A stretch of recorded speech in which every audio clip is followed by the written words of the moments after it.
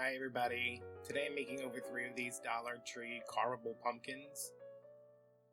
These are among the worst things Dollar Tree sells for Halloween. They look terrible, but we can fix that. The first one is a leather texture, and what I'm doing is just ripping up some brown grocery bags. You can get these at Dollar Tree. I ripped off all the straight edges so everything has a torn edge, and then I'm just ripping them into smaller squares, maybe 2 by 2.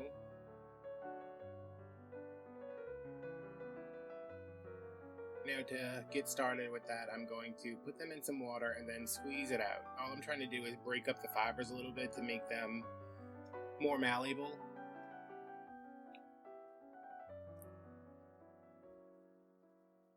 And before I even get into the Mod Podging here, I wish I had painted the pumpkin. I ended up having to do multiple layers of the bags because I left the pumpkin orange, and it is fluorescent orange.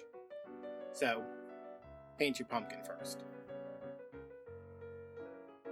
And anywhere there was a seam, like there's that seam around the top where you would carve into it, and there's the seam down the side, I made sure to go over that multiple times just to hide that, because I don't like that seam. I don't like the texture of the styrofoam. I just don't like that. So now I am chasing out any bubbles. There's not that many because I really use my hands a lot when I'm using Mod Podge, just to stick everything down really good. This is it after everything's coated, and I'm taking another piece of the brown paper bag. It's wet, it's crumbled up. I'm just going to slap a bunch of Mod Podge on it. This looks like a lot, but I needed to seal the paper, act as glue, and act as a stiffener because there's no structure to the stem we're making right now.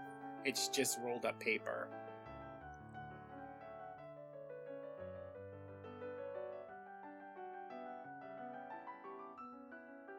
So I just rolled it up and ripped the ends open so I can have something to stick on top of the pumpkin.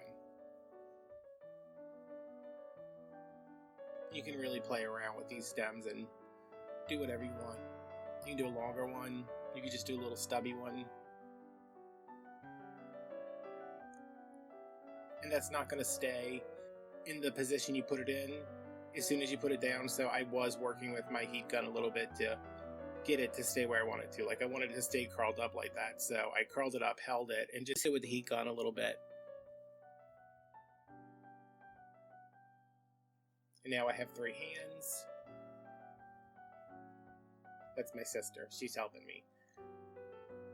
My camera was not recording for this. Of course, I always, whenever I see some YouTuber say, oh, my camera was recording, I'm like, yeah, you don't know what you're doing. But yeah, apparently that happens.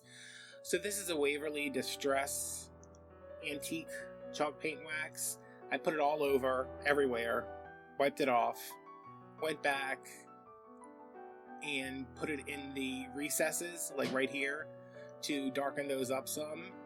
Then I went back, wiped that off. Before I wiped things off, I dried them a little bit with the heat gun because I wanted the pigment to stay on there. And then I'm going back and going in the recesses, wiping that off, and then going back again and wiping off the high points. So they're the lightest, the recesses are the darkest, and you have to use the gloss Mod Podge to get this kind of finish on it because the matte Mod Podge doesn't repel the wax the same way, I guess. See, now you can really see the shadows, the highlights, the contours.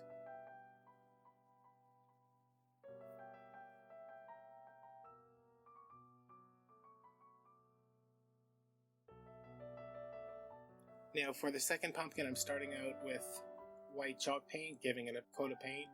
I wanted this fabric. I told everybody I wanted Kelly Kapowski fabric, and nobody knew what that meant. And then I found it, and I found that picture. Tell me that's not the same pants she's wearing. I wanted to do this because I saw that Kelly Kapowski floral. It's like $12, and no, I'm not paying $12 for something that's smaller than this. Not when I could make it. This is a pillow sham from Goodwill that was 99 cents for 2 of them. So what I'm doing is I'm cutting out the pieces because there's a lot of white in the background, or the cream color, whatever color it really is. And I'm cutting them out so when I put them on the pumpkin, they can all lay together to form one kind of cohesive picture of these flowers.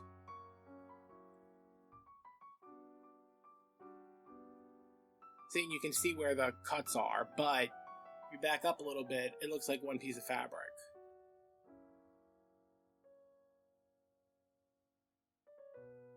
So now I'm using the matte Mod Podge, mostly because I don't want shiny fabric. And because there is that hole in the middle, I made sure to put something dark over it, just in case. I put Mod Podge down on the pumpkin first, stick the fabric down, and then peel the fabric back and put the Mod Podge on the back of the fabric. I just felt like that helped it stick a little bit. And then really work the Mod Podge into the fabric and really work the fabric into the pumpkin inside the little contours. And once I got one piece down, I did go over it real quick, like maybe 20 seconds, just to solidify it a little bit. It's not enough to dry it, it's not enough to do anything besides making sure that this isn't going to slide all over the place.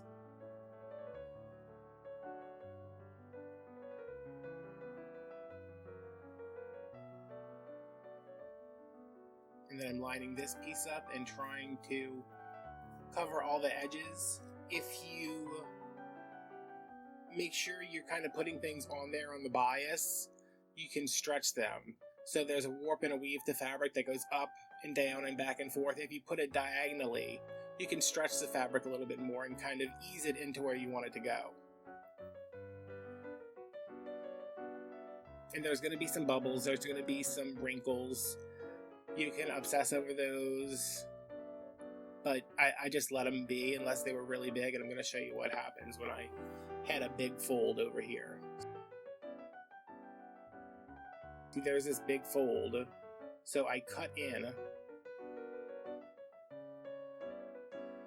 kind of making like a reverse dart, I guess, or an actual dart, until I could peel down. Stick it down, put some Mod Podge over it, and you can see that when you're up close on it, but you can't see anything once it's done. And it's sitting on your bookcase, and you're on the other side of the room. Now I'm taking my Treasured Gold paint from Plaid, and I'm going to coat this little stem I made. This is Hardy paper clay, and there's the gnat that's been bothering me for a week and a half still. This clay is a little expensive for using it to make a stem. You can use any air-dried clay, you could use polymer clay, you don't have to use clay, you could use something else. Walmart has one that's okay, it's called Polyform by Sculpey. It's alright. So I just glued that on there. And the only reason it's not fully painted is because I wanted to get it on there, finish painting it, and take the pictures while it was still drying, because I didn't want to have to wait and then take pictures later because I was losing a lot of light. And that's that. And you can see some of the places where it's cut and some of the little scraggly ends, but it wasn't $12. For this one, I wanted to make a rusted iron pumpkin. This is Micaceous Iron Oxide by Golden. It's a painting medium, not really painting, it's just a medium for pastel artists that if they wanted to work on a slick surface like a piece of wood, they could put this down first. And it dries like sandpaper, so the pastels have something to grab onto. I've never used it for that. I've used it to make stuff look like iron. And I'm just putting on a coat here. It's water-based. It's actually pieces of iron suspended in a medium. This jar is, I'm gonna say, 15 years old? Because I got it when I still lived in Florida. I haven't lived in Florida for 10 years now. And to make the stem, I'm just covering the stem that came with it with some foil. It's not supposed to look like a Hershey's Kiss, but it does. Then I glued that down. I'm just going to go over that with some more paint. This is about 2 coats, and it's on there, and everything looks really nice and solid. You can see a little bit of the texture through it, but it's not going to bother me.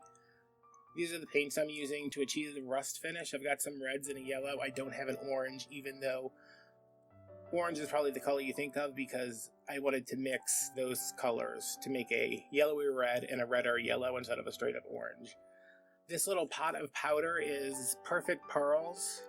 It's hard to explain what it is. It's a mica, but it has a binder inside of it that, when activated with water, sticks to whatever you're putting it on.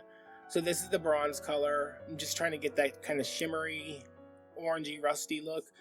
If you don't have Perfect Pearls, you don't need to go out and get it. You can use eyeshadow, you can use mica, you could use a bronzer, anything that you really have that's got that kind of color, because we're covering most of it up and then we're putting a little bit on top. This is that bright yellow paint that I showed you earlier, and I'm just dry brushing it on. There's not too much paint on here, but what I am putting on, I'm then wiping off.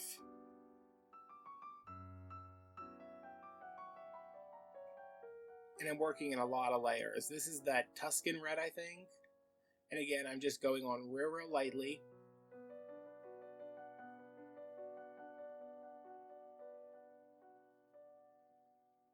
Dry brushing it on and then wiping it off.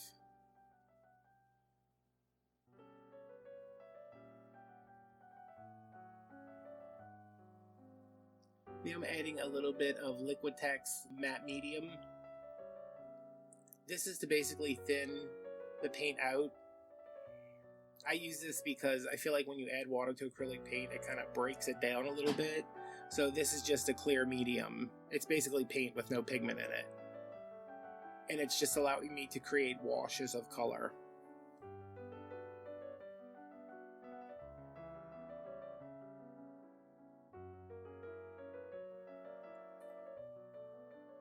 Now I'm going in with a little bit more red and a little bit more of the matte medium. And as you can see, I'm using very little paint. And I can get this on here and wipe it off pretty easily because it's so thinned out by the matte medium.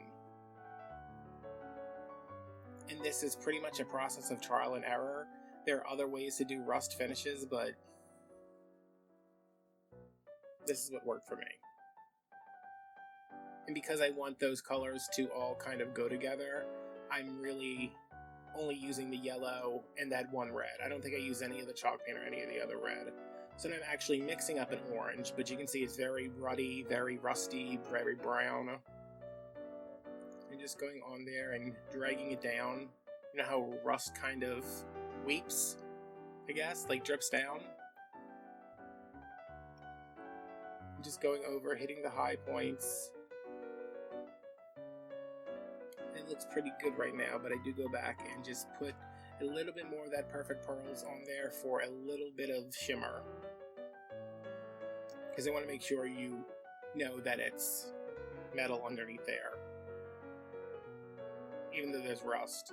And now I'm going back with the Makeover Iron Oxide one last time to deepen up the contours between the pumpkin, around the stem, along the bottom. And I did just kind of brush it on there. And that's it. I like this one. Don't like the stem, but what you gonna do? I hope you guys enjoyed this. Please remember to like, comment, subscribe, follow me on Instagram, and have a wonderful day. See you next time. Bye.